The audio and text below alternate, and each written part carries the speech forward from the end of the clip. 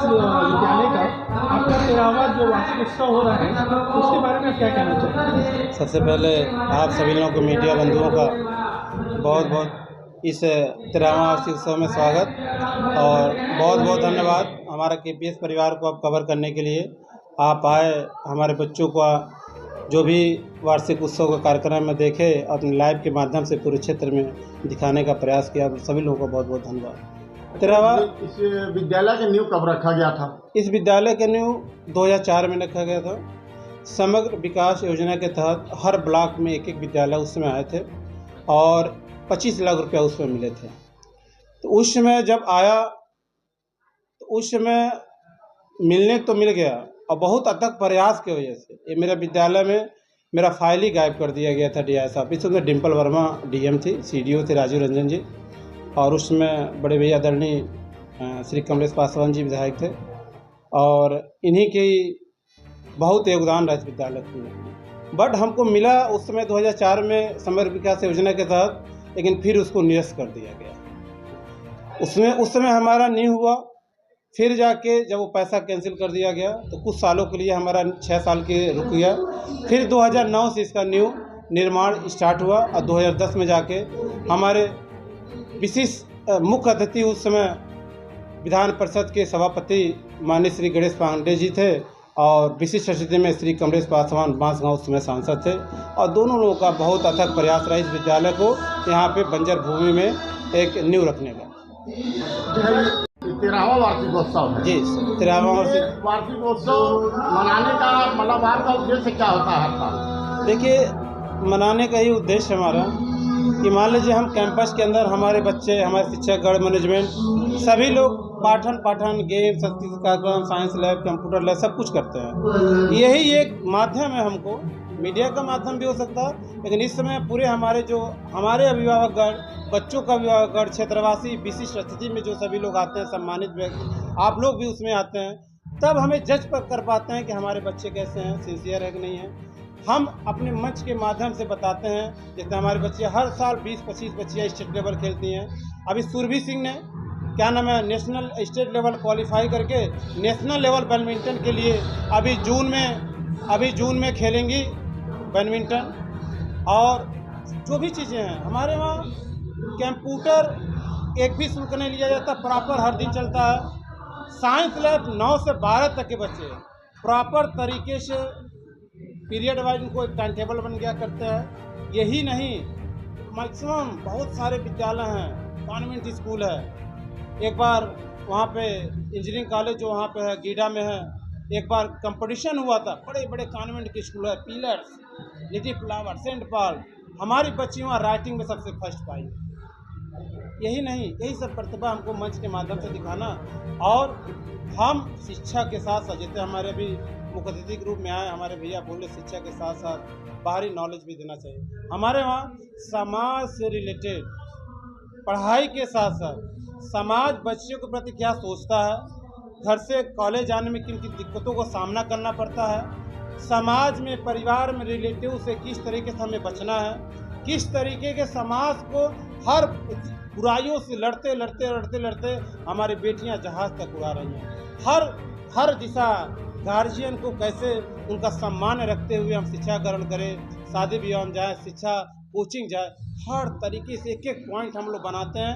एक एक महीने का टीचरों को बांट दिया जाता है, एक एक टॉपिक दे दिया जाता है।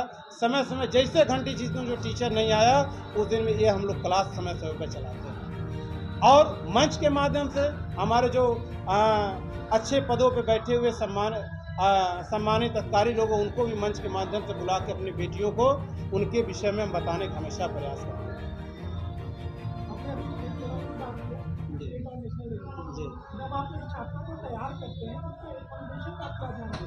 देखिए, हमारे छात्रा को पर्याप्त हम क्या तैयार करते हैं, इसमें सबसे बड़ी भूमिका, ठीक है हम मैनेजमेंट के हैं, डायरेक्टर हैं, ये सबसे बड़ा अथक विगत 4-5 वर्षों से हमारे जो प्रिय क्रांति सर कीड़ा जो टीचर्स हैं, वो टीचर्स नहीं हैं, हमको छोटे भाई की तरह यहाँ ट्रीट करते हैं, हम उनको बड़े भाई की तरह ट्रीट करते हैं। एकदम घर के तरह सुबह से लेकर शाम तक फ़ोन करें, बच्चों को लगे रहते हैं। जैसा उनका मार्गदर्शन होता है, हमारी जैसी सोच आती है कि आज यही कारण है। जब हम फर्स्ट टाइम खेलने गए थे तो हमारे बच्चों को क्या नाम है किसी प्रकार का नॉलेज नहीं। अच्छे 7-8 वर्षों में हमारे बच्चे यही है कि इस ग्रामीण क्षेत्र से अभी हम फिर क्रांति सर ने हमारे पास प्रस्ताव रखा कि बाहरी बच्चों को सिखाया जाए। अब छुट्टी होने के बाद क्या नाम है अगर 9 बजे क्लास लगता है, 8 बजे से बाहरी बच्चियों को भी सिखाया जाएगा। हमारा यही उद्देश्य है क्रीड़ा सिखाने के लिए कि जो ग्रामीण क्षेत्र से गरीब बच्चे हैं उनको पता ही नहीं है किस लेवल से कहाँ कैसे कौन लेवल पार करके हम उसको अचीव कर पाएँ। हम उनको समय समय पर हर चीज़ मार्गदर्शन देते हैं, बताते हैं। और जो ही ग्रामीण क्षेत्र के बच्चे जो क्या नाम है एक फीस देने के उनके पास वो नहीं रहता, वो बच्चों को बहुत सारे बच्चों को हम फीस में माफ़ करके हम कहते हैं तुम खेलो हमारे वहाँ। और खेल के आज 17, 18, 20 बच्चे स्टेट लेवल खेलते हैं। आज करते करते हमारी एक बच्ची सुरभि सिंह ने नेशनल लेवल के लिए क्वालिफाई किया। पूरे केपीएस परिवार के जितने टीचर्स हैं, बच्चे हैं, सबको क्रांति सर को कोटि हम धन्यवाद करते हैं कि हमारे साथ कदम से कदम चला के हमारे स्वर्गीय श्री चाचा जी खुशहाल प्रसाद के नामों को पूरे इस गोरखपुर सभी दिशाओं में क्या नाम है नाम रोशन कर रहे हैं। गरीब बच्चे के लिए क्या व्यवस्था है आपके? गरीब बच्चों के लिए सर आपको हम बताते हैं हमारा केबिन अलग है, लेकिन कभी हम केबिन में नहीं बैठते हैं, यहीं पे बैठते हैं। यहीं पे हमारा अकाउंट है। जब भी एडमिशन होता है यहाँ बैठते बैठते अगर नज़रों से हमारे दिख जाता है गरीब परिवार की लेडीज आई है, गार्जियन आया हुआ, अगर यहाँ पे मैंने देखा है जो अच्छे परिवार के लोग हैं वो ज़्यादा डिमांड करते हैं पैसा कम कराने का। इन गरीब परिवार का जो गार्जियन आता है जो मजदूरी 400-500 करता है वो डरता है, लज्जा करता है हम कैसे बोलें, लेकिन हम चीज़ों को भाव करके और नरेंद्र सर हमारे बैठे रहते हैं वो समझ जाते हैं, हमारी तरफ इशारा करते हैं, उनको इशारा करते हैं।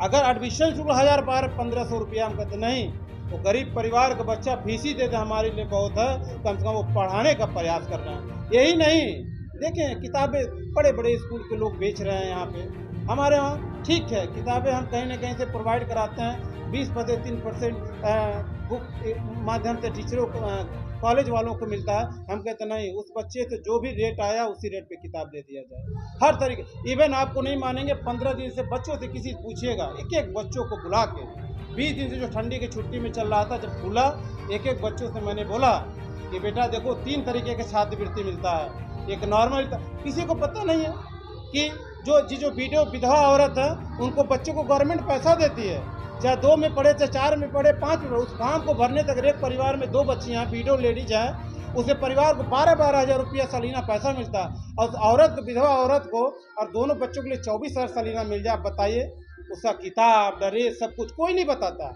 हमारे वहाँ हर साल 20 बच्चियाँ पढ़ती हैं। ये गरीब बच्चों के लिए हम करते हैं। अल्पसंख्यक में देख ही रहे हैं, जब अल्पसंख्यक लोग हमारे देश में समाज में आगे बढ़ेंगे तो हमारा देश बहुत तरीके रहा, उनको भी नहीं पता। मुस्लिम हर बच्चों को गवर्नमेंट अलग से प्रोत्साहन करती है, उनको पढ़ा लिखा के अपने देश में भागीदारी करके हम एक समाज अच्छा रखें। उनको भी 12,000-15,000 मिलता है। किसी भी तबके का आते हैं छात्रवृत्ति के माध्यम से, डिस्काउंट के माध्यम से हम करते हैं।